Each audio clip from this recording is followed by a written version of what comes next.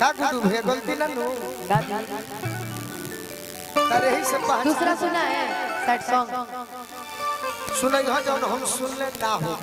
ठीक है मेरे मुंह से नहीं सुने है ये पैसा दे रखा है दे पैसा ना खोसत न त ते चोरनी होइस गोपालगंज में हमार 1500 चोरा ले मेरा पैसा रख लिया तो मांग ले अपना पैसा ऊपर भी तो दिख ही रहा है कौन सैड सॉन्ग वा जय हो नारायण जी को 20 टकिया हो 20 टकिए हो तोरा जेब से भाई 2 रुपया भी ना करने बराबर हो ये तो हम हइए हैं तब आओ जा तनी कौन सैड सॉन्ग होता है सुनो ना सुन ना सैड सॉन्ग रोजे गावेलू एगो सुसाइड सॉन्ग गावे अरे गोलू जी हमारे प्रेमी हम उनके प्रेमिका लेकिन आप बीच में नहीं गाएंगे पहले प्रॉमिस कीजिए पूरा गाना ना पूरा गाना मेरा सुनेंगे क्या बबलू भैया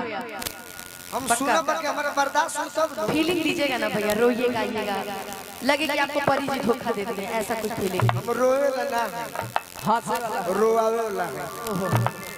कि दिल टूटला के कवनो होला ना आवाज हो जखनी भैया कैसे सुनी जमाना न्यू सॉन्ग कि हो जाइबू दूसर के तू कुछ दिन के बाद दिल पगला रोगी बन दीवाना अच्छा तो हमारा फरमाइश मन सीख ले हम भी हो सीख ले हम भी गम में हंसे के अदा अब जिए पड़ी अब जिए पड़ी दिया के नीर में कई तकदीर में नहीं खा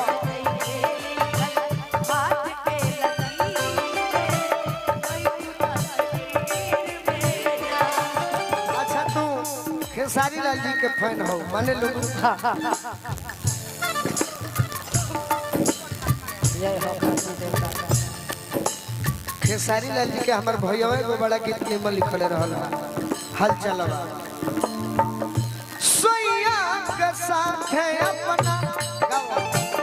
ससुराल में जाके सैया के साथे अपना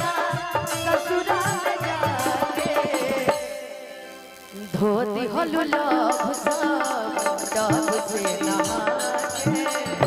धोती होलू लोभ सब डब से नहा एकर जवाब हमरा से ला। के सुनाई तार बियाह दूसरा से हो गई हाँ गोलू राजा के लव से तू गोलू राजा के लव के तू डब से धोले बड़ू ओहो बोल बोल के तो जा गम नहीं के आज जा तारू तो दिल से जा तू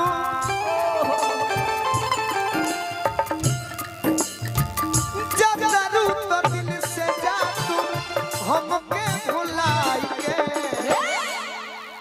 जा तारू तो दिल से जा तू हमके भुलाई के जा अरे तो सुती हो तू पिया किया बुताई